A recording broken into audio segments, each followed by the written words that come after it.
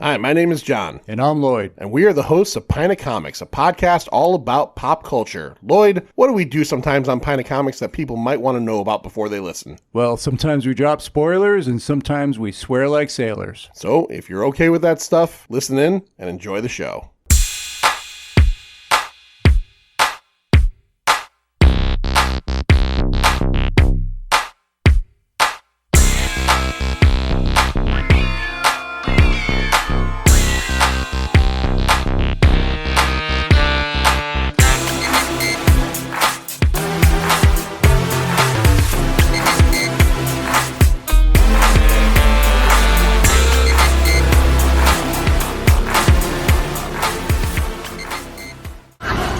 Fire in the hole!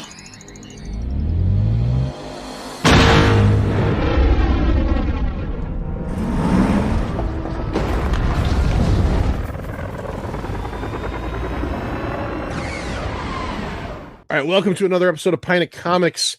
My name is John.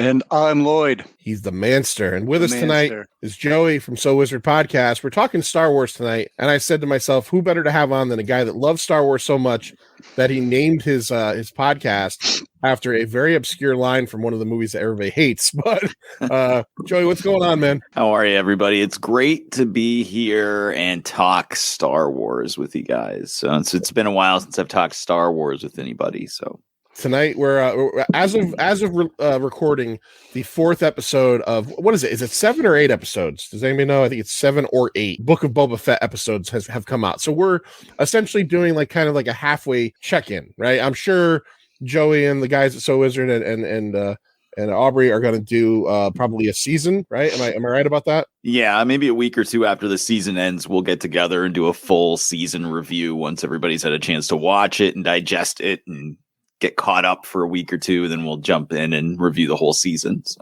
All right. So listen to this one, and then in a couple weeks, a month or so, you're going to go to So Wizard anyway. Go there and then get the ideas of the other folks over there, Marcellus, Aubrey, and find out what they thought of it. So Disney Plus, this started in early December.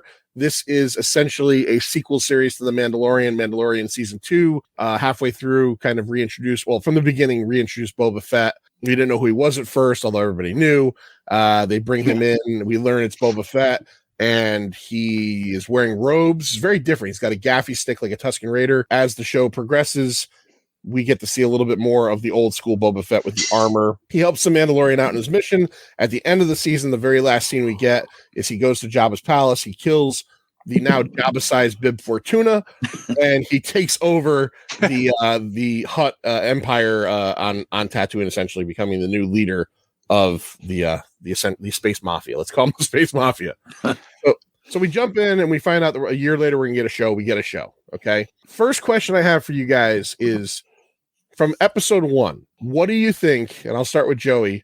What do you think of the Arrow-esque storytelling device of half flashback, half current? So the show is going from what's happening now as Boba and Fenn Shattuck are setting up their criminal empire, but flashing back in every episode to Boba's time between Sarlacc pit escape from Return of the Jedi time to how he gets to meeting Shen, or what's her name again? Shand. Fennec Shand. Pardon me. So Joey, what do you think of that as a storytelling device? I gotta be honest, I don't really like it very much.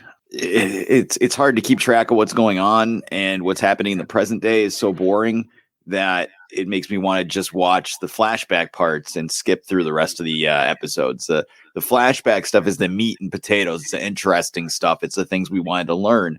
How Boba Fett got out of the pit, what he did afterwards, how he got to that point in The Mandalorian where he shows up. What's happening in the present is just... Yeah. Even he's got to sleep in a bacta tank the whole time. That's right. It's the only way he can recover from watching some of these episodes. He can't stand how boring it is. Manster, are you in the same boat? Do you and I say Arrow because anybody that watched Arrow, I watched 5 seasons. Every season they had to make it so that 80% current time and then 20% flashback. Do you like that kind of storytelling? Wait till Tamora Morrison shows up in a terrible wig at some point. Yeah. No, I'm glad you did say Arrow. It didn't even occur to me, but I like that reference. And I'm glad Joey went where he went because I was going to say the same thing. I was kind of under the impression maybe people liked that, or maybe people weren't slightly confused by the transition times. But I'm not a huge fan of it. I'm not a huge fan. And like Joey said, yeah, the flashback, back to tank scenes when he's having his flashbacks, those are much better. I totally agree with that. The stuff we see from the Sarlacc pit, kind of to today's episode, which is kind of, I think, where they meet up. I don't know what we're going to do after this flashback wise, but it's more interesting to see like what happened to him from one point to another than like him setting up this criminal empire that like, does he even really want to be a criminal? I'm so confused. It's weird. Yeah. And going to the back to tank, I don't know, maybe his physiology is different, but when you're submersed in water, don't you have to cover your nose? I would think so, but or back to whatever fluid it is. I don't think you can keep your nose open like that. Yeah, I think Luke had a whole face thing too. Yeah. Well, Luke stood up too. He's got the reclining one. He's all set. He's got like the deluxe version. He's got the Cadillac. That probably was Jabba's for someone in there. So, all right, let's talk a little bit about the cast of this thing. Tamira Morrison and Ming-Na Wen. I like both of them. We've seen them before. We get some interesting little bits and pieces though. Jennifer Beals, right? Looking pretty good. Jennifer looking damn good. I couldn't believe it was her. I looked it up on IMDb and I was like, oh my God, that's the chick from freaking Flashdance. She was, when I saw her, she was so recognizable, but I could not place her until I saw her name in the credits. I was like, oh, that's it. The only reason I recognized it was her is because I'm one of 4 people that watched that Swamp Thing show that got canceled the day it came out. I watched that too. And she was the sheriff in that. And so I knew that was Jennifer Beals and I hadn't seen her in so long. So when I saw her on this, I went, oh, fuck, that's Jennifer Beals. I thought, unless it's going to be more in the second half, the way I kind of read up on it originally was that character was going to play a much bigger part. She just kind of pops in here and there to say hi to him in the bar. So I that's fine and all. She's good. Cool guest stars. Stephen Root, who of course was Milton in Office Space. He was the watermonger, and of course Danny Trejo popped up in the 3rd episode as the Rancor trainer. That we find out eventually that Boba gets gifted a Rancor, which is kind of a cool thing. Joey, a question for every Star Wars fan out there, because I know this is something I'm struggling with, and maybe I shouldn't be, but you tell me how you feel. Boba Fett is a 40-year-old character, 40-plus-year-old character, who guys like me and probably you have loved for 40 years based on no more than 8 minutes of screen time in 2 movies, a couple lines of dialogue, and really not much else, just a cool look. So there's been kind of some backlash from this show because people don't really know how they feel about the characterization. And I'm not backlashing against it, but I find myself feeling the same way. Like, would Boba Fett do that? But we don't know if Boba Fett would do that because we don't know Boba Fett. Do you find yourself in a similar position where you're like, is this what Boba Fett would do? But then like, I don't know what the fuck he would do. I don't know this guy. I don't know what I want from a Boba Fett show. I don't think I knew what I wanted from a Boba Fett show when I was 4 years old and he first appeared. And I don't know what I want from a Boba Fett show 41 years later. I'm hip and cool, I swear. But I know one thing I didn't want from a Boba Fett show, and that is endless episodes of him sitting on a throne, getting up, walking into town, talking to someone, getting up and walking back to the throne. Like nothing's happening. Like, yeah. I have no problem with him being a crime boss, being a even tempered crime boss. I think what we're supposed to take from those flashbacks is that he learned from being with the Tuskens, like a different way of life and a different philosophy. And now he's applying that to being the crime boss. It's fine, but just have anything happen. Like anything happen. Nothing is happening. Every single episode, he walks into one of 2 or 3 sets, kind of stands around, and then nothing really happens, and he walks back to his palace, I guess. I don't know. I have no freaking idea where the storyline is going. All over. Right. That's it. the episode that just happened, he sees the explosion in the sky, and obviously Finnick's supposed to be hurt from that episode of The Mandalorian allegedly happening in the background. So he gets in the bantha and starts riding over there, and I'm like, man, she's gonna be fucking dead by the time he gets there. Yeah, if he had only gotten there to like 15 minutes earlier, she wouldn't even have needed to have been worked on by that guy with the fucking saw arm. Yeah. I mean, I don't know what I want from a Boba Fett show, but I know it's not that part of the show. I wanted more action. Anything. I'm not like sitting here saying, "Oh, it had to be bounty hunting or it had to be like a certain way." It just needed to be interesting. I mean, when The Mandalorian came out, I didn't even know a Baby Yoda would exist or what one was. But the show was compelling and really well made, an interesting story. So you're there every week. The only thing that's keeping me watching this every week is one, I have to for the podcast, and two, like I pretty much watch anything with Star Wars on it. So. Manster, are you feeling the same way? Are you when you're turning them on? Because this is how I feel. I watched episode 1. I got to the end of episode 1, and I went, well, that was okay. Like it didn't blow my socks off. Like Mandalorian episode 1 blew my socks off. Like between the fact that the whole thing was very good, you have that whole ending segment with the fight in the western town with the IG-11 droid, and then you get that last moment of it's a fucking Baby Yoda. I have to watch this now. I need all of it right now. They did nothing in the first episode of Boba Fett that even really wanted to draw you into knowing more. I mean, maybe I wanted more bounty hunting or bounty hunting tangent, or maybe some jetpack flying, something, just something. Maybe a dirtier look, grungier. You know, it's too clean, too much traveling. He's got way too much heart. He's too nice and he's too kind. Yeah, that's I agree. He picks up Fennec that. Shand in the dark of the desert. I mean, he doesn't know this person. You can't see that when you're there, and you don't save him and drop, however many credits he did to, some voodoo doctor that probably should be saving people's lives. I was kind of okay with that because, like Joey said, I think his time with the Tuskens changed him a bit. But like there was a scene in the first episode when he was tied up outside the Tusken camp when they captured him, and he unties himself. And the first thing he does instead of running away is he says to the Rodian, do you want me to cut you loose? Yeah. I'm like, would he stop for someone else? Like, no matter what we know about Boba Fett, I don't know if he's necessarily the guy that's worried about like the guy next to him.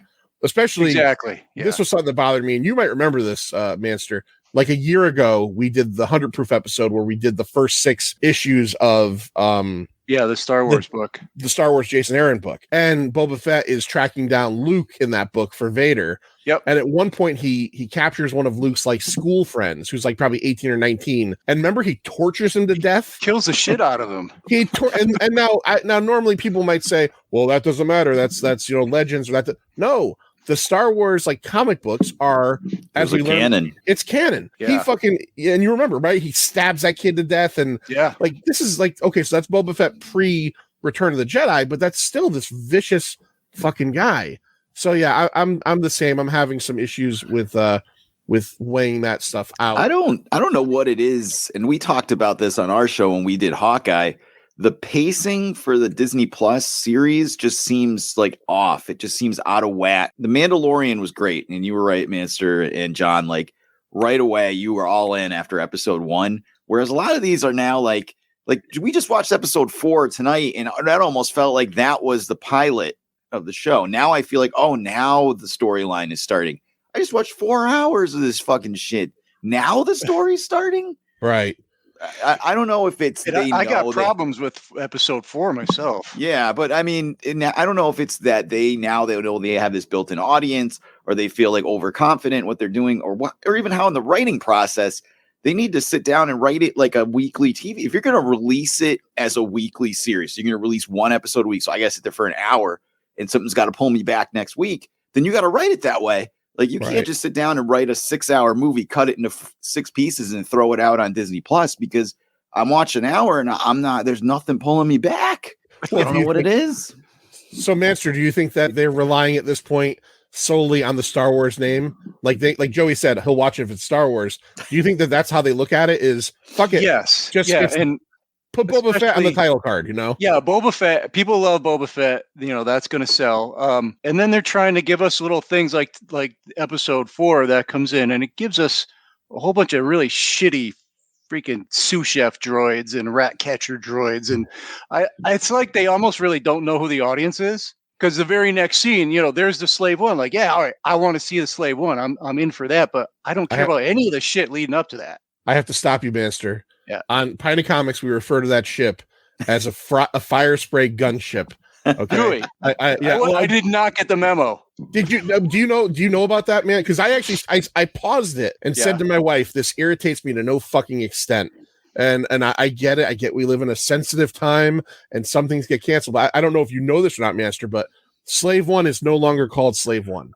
That is true. It has been. I'm kidding because I'm going to call it Slave One forever. Yeah, because it's fucking Slave One. But it's a fire spray class vessel is what it is. Just that scene when he said that, it kind of broke my heart, because the one thing you are supposed to kind of feel in the show that they've given you a little bit of backstory with is like he obviously still has a connection to his father. They've had a couple of flashbacks where he sees like him picking up his father's head and stuff. And I don't know if you noticed it, but when he walks into the room where Slave One is, he's got tears in his eyes because that was his father's ship. And it just pisses me off that we can't have everything.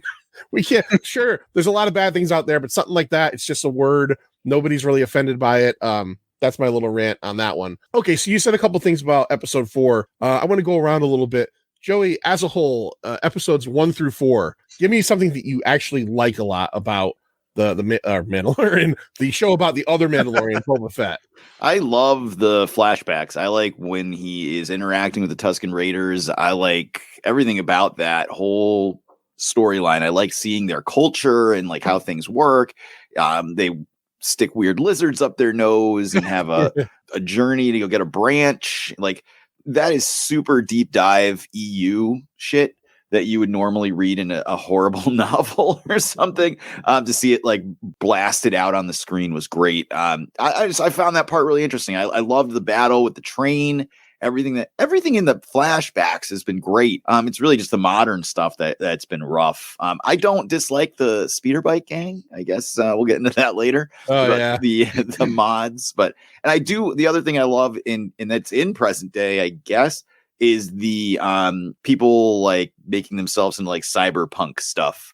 Because that's not something you really saw in Star Wars, and when you did see it, it was always a signal of the villains.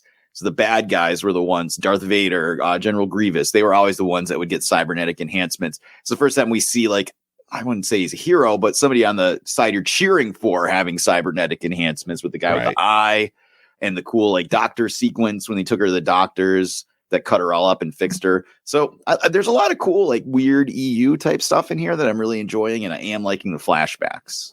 Manster, something in particular that you're enjoying a lot about the show?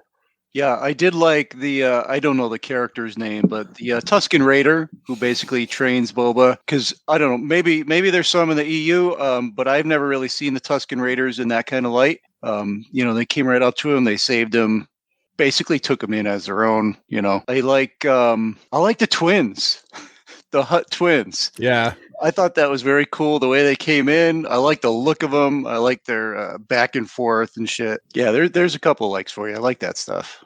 All right. I'm a fan. I got very excited because it wasn't spoiled for me as a reader of the Marvel comics that they brought Black Chrysanthemum in.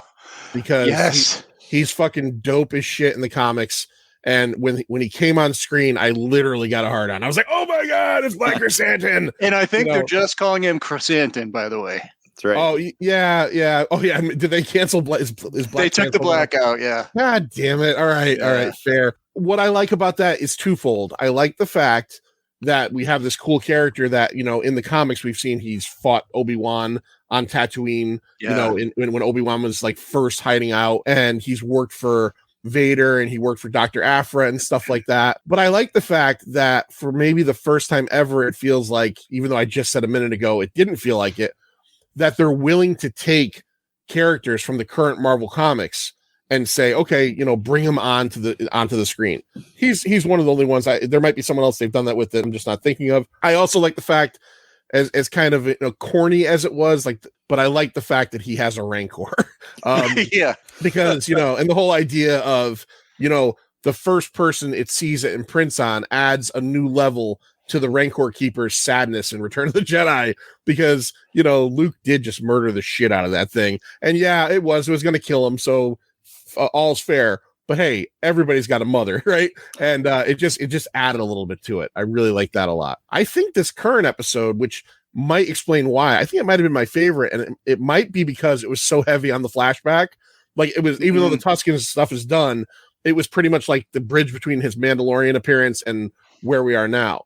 There was stuff from the now period, but it felt like there was a lot more.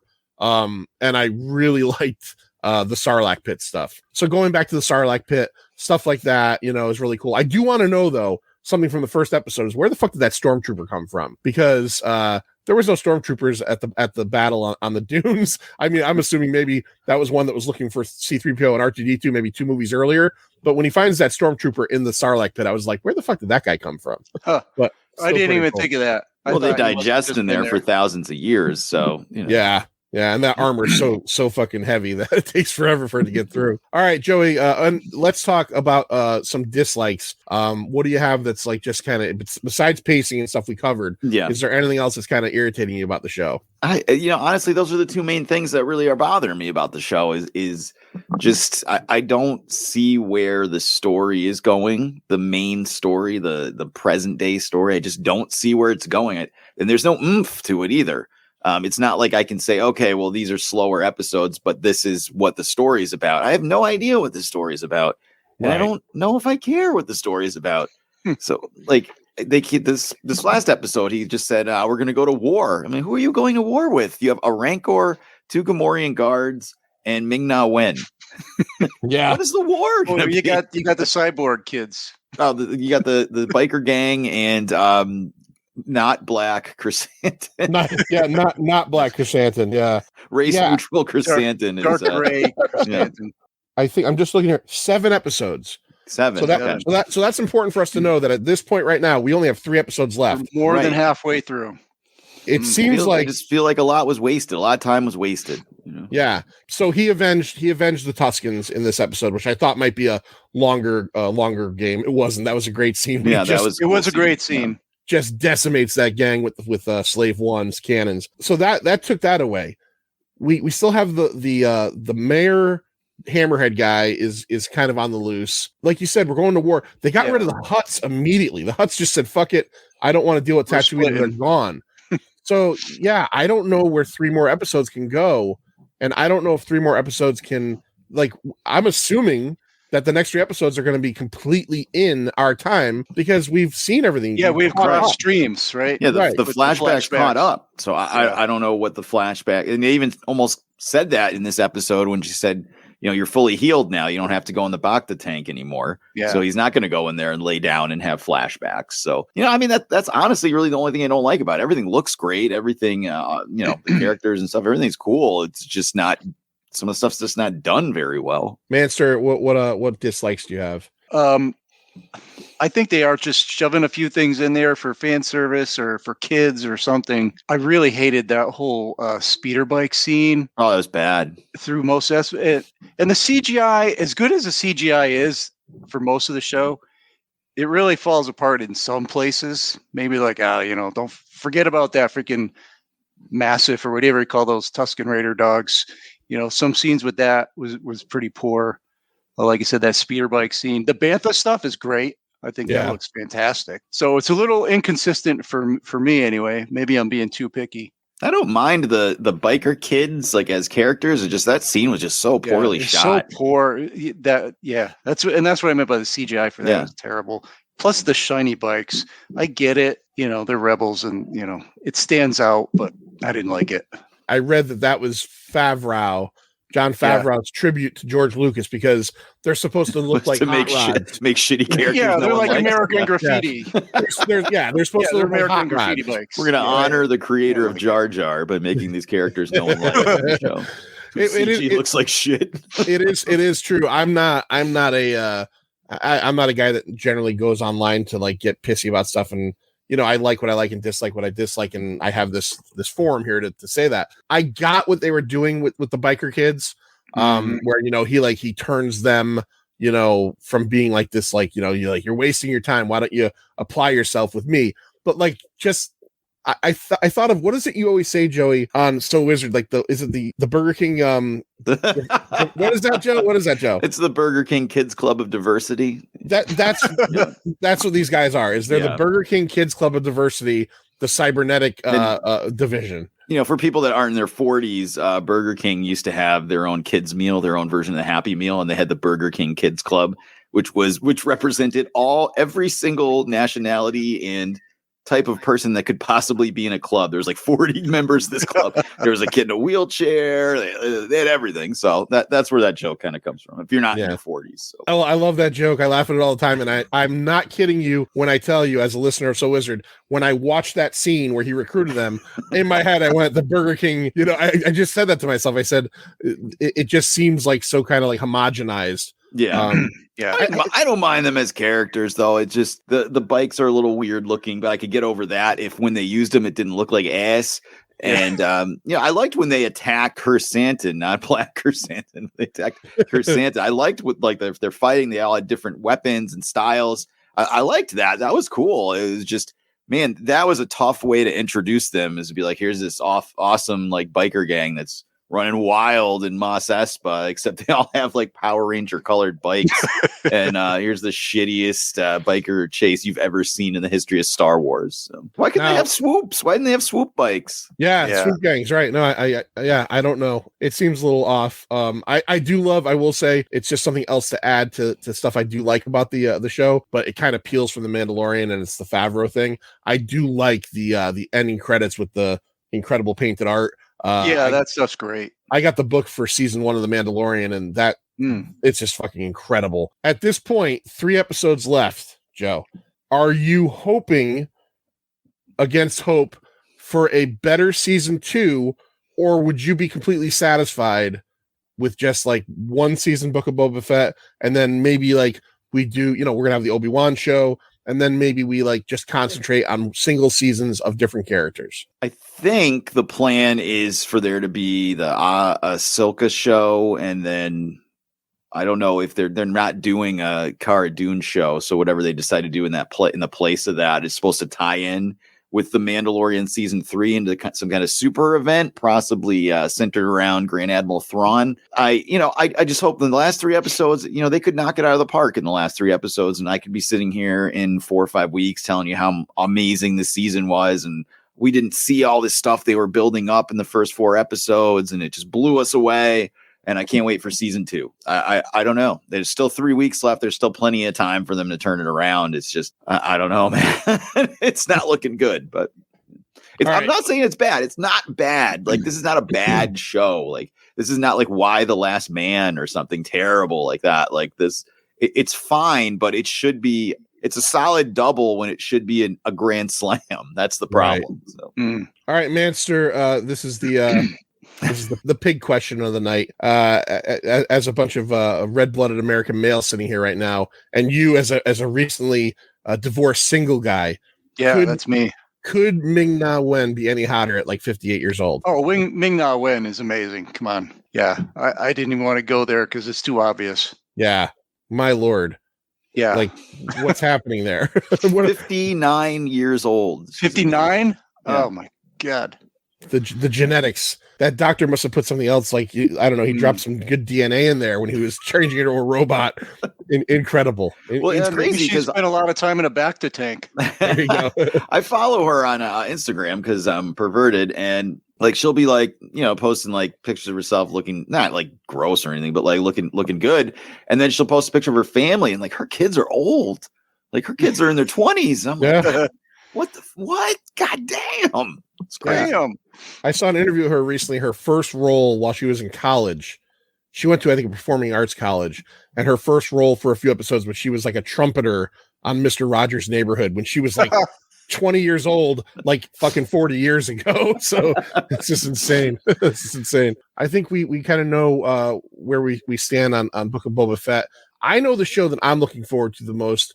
I want to just gauge how you guys feel about it. Manster, I'll go to you first. Obi-Wan, what is your level of excitement for this? Who's starring in that? Oh, it's McGregor. Is it McGregor? Oh, absolutely. CG Alec Guinness. Yeah. Okay. Yeah. I mean, I don't think I have a level of excitement as you, but yeah, I would. I'm looking forward to that. Yeah, Right. more than the remainder of this or season 2 of this. Joey, are you looking forward to Obi-Wan? And can we eventually get a Star Wars TV show that does not take place anywhere on Tatooine? Yeah. Well, I mean, you're talking to someone that owns like both Ewok movies on DVD. So am I excited for something that says Star Wars on it? I mean, of course, come on.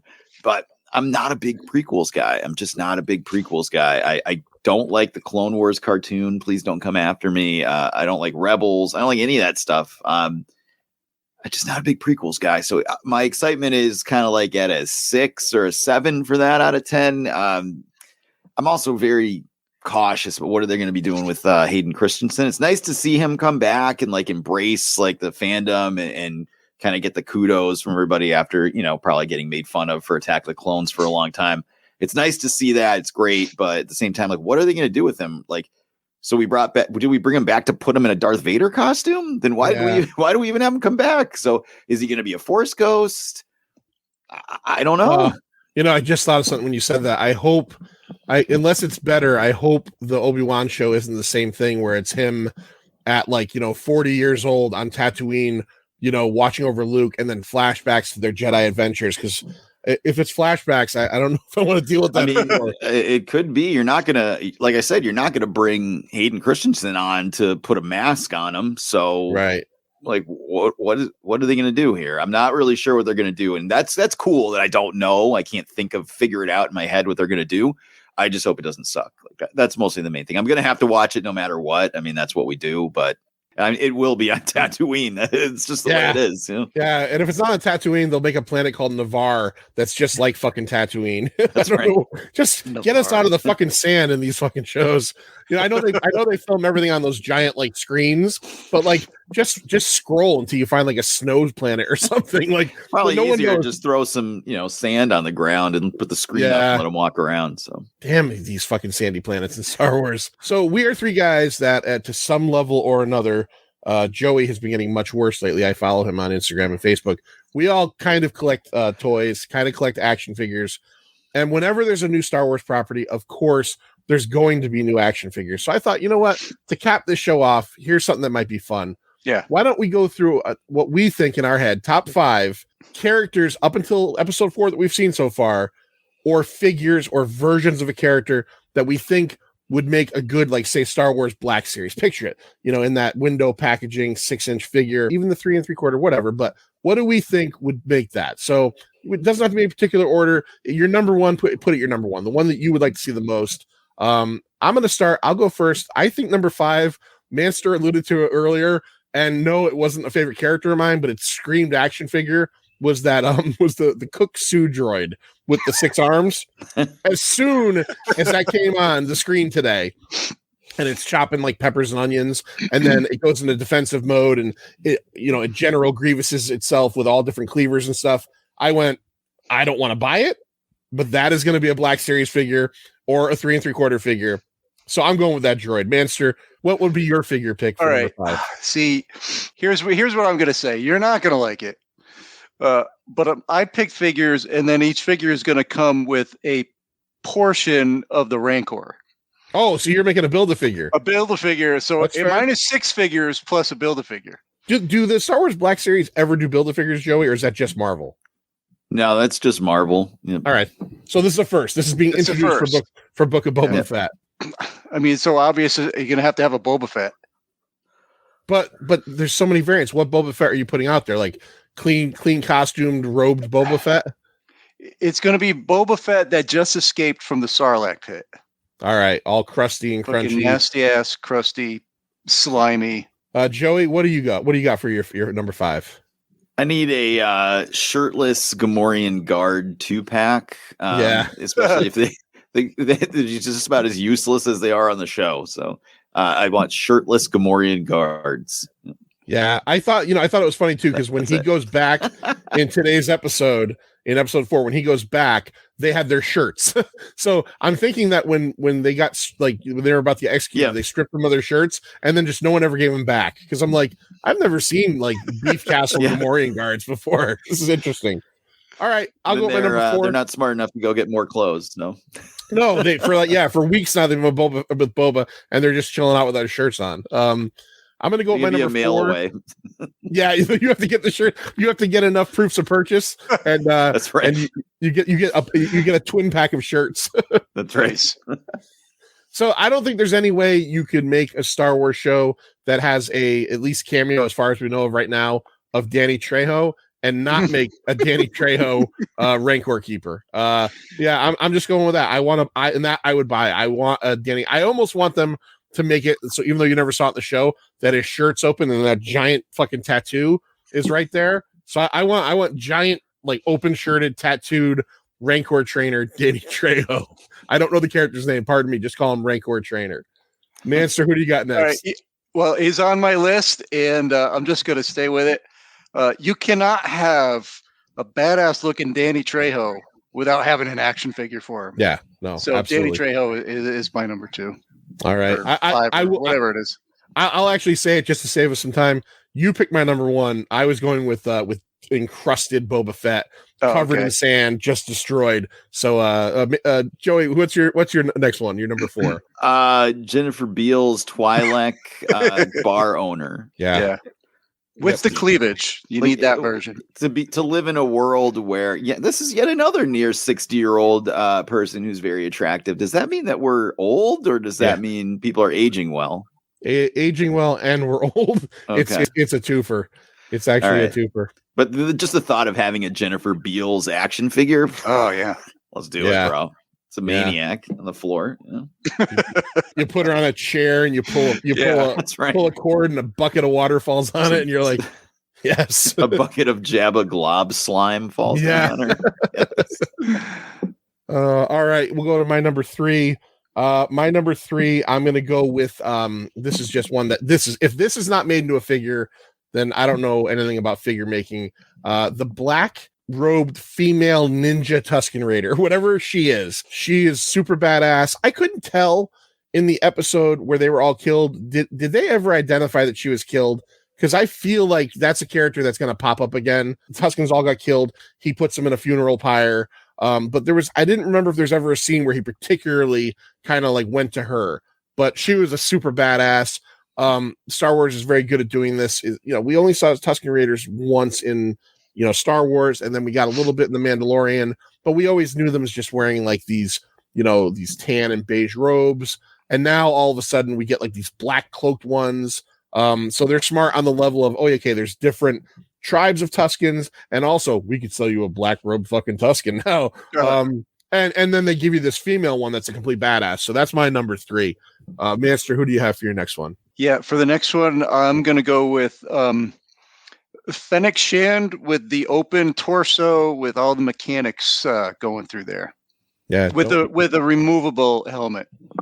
Okay, you don't want to cover all that beautiful machinery up, is what the guy said. Yeah, although she's going to get like a fucking massive infection and die, but that's okay. All right, Joey, who do you got next? Well, you stole my number 3 was Ninja Tusken Raider lady. So back to you, I guess. All right. My number 2, I think this is probably be on someone's list, if not both of yours. We're not going to call him by what we normally call him. We're just going to call him Chrysanthemum. Because I don't think there's been no, there wouldn't have been a figure. Do they ever do figures from the comics specifically? I don't think they ever have. I don't know. They did that for Walking some Dead, weird but ones. I don't know. Yeah, they've done some weird ones, gaming ones and other ones. It's very possible, but I don't think that they've made one yet. So yeah, if they ever did anything from the comics, I would want to see. The characters' names are going to fail me right now, but Dr. Aphra has the murderous droids. I would love a 2-pack of those. All right, Master, who do you got for your number 2? Number 2. Let's see. I'm going to go with. There's not much here because it's so skinny, but I need a droid in here. So I'm going to go with the 8D8 torture droid. The torture droid. With light up eyes. Yeah. Do you know who that's voiced by the way? Yeah, that's Matthew Berry. Matt Berry from What We Do in the Shadows. What We Do, yeah. Yeah. Didn't catch it, and then I read it somewhere. Bat. And then I'm watching the second episode, and I said to my wife, I said, listen to this droid's voice. Who is it? And she goes, Jackie Daytona? And I'm like, yes, it's Jackie Daytona. Excellent. Was that your number 2 or your number 1, Manster? No, number 2. We didn't do Okay. ones yet. All right, Joey, you're number 2. Oh boy, number 2, huh? My number 2 is the water merchant. Just again, specifically to have an action figure of the guy from Office Space. So Yeah. there's nothing interesting about this figure. I could see pegs just filled with it all the way back at Target while everyone bitches and moans that they aren't selling. But I would buy one. So one water merchant, please. Now, Joey, did you buy Constable Zuvio? Yes. You have a Constable Zuvio. Yeah. Well, the reason I have it is because it was literally like $2.50 on clearance. So yeah. I didn't pay full price for it. But. You got to find that aisle in Walmart and Target that they never tell you specifically where it is. But there's that one aisle where they put all their junk toys that aren't selling. I got a really good Marvel Legends Iron Man. When Iron Man in the comics was in the Guardians of the Galaxy like 6 or 7 years ago, he had a different costume. And I guess that was a peg warmer. And I went into a Target one day. I found that section and they had like 3 of them. And it was like $4 as compared to like 20 or whatever. So well, that was my gateway getting back into Black Series and getting back into Star Wars toys. I wasn't collecting at all. And then G.I. Joe Classified dropped. So I was buying all of those. And then I was just happened to be at Target one day and I was looking for classified figures. Of course, they didn't have any. And they had not Last Jedi, the Rise of Skywalker Rey and Luke ceremonial jacket and the yellow jacket with the metal. Yeah. And those we were both on clearance for like $7 each. And I'm like, wow, $7 ain't bad. You know, those are cool. And I grabbed them. And next thing I got like a million. I have 2 shelves of friggin' black. Those first 2 shelves are all Black Series figures there. So you walked right into it. And they're in a riser too on the first shelf. There's a riser that takes them all the way up. So it's expensive. But all right, my number one, Master stole it way early. It is muck encrusted Sarlacc spit out or he breaks out of the Sarlacc. Boba Fett. I would buy that in a fucking second. Just a decimated Boba Fett figure covered in like a sandy type material. I mean you don't want Boba Fett in a back to tank? Well, here's the thing. That too, though. That's Here's the problem with this season so far is I think in the Mandalorian they already have put out a Boba with the robe on underneath, which I want to get, but so they've already done that. The only other thing we've really gotten of him this year, and they've also, I know that this just is coming out, I think, him in the Tusken robe with the gaffy stick.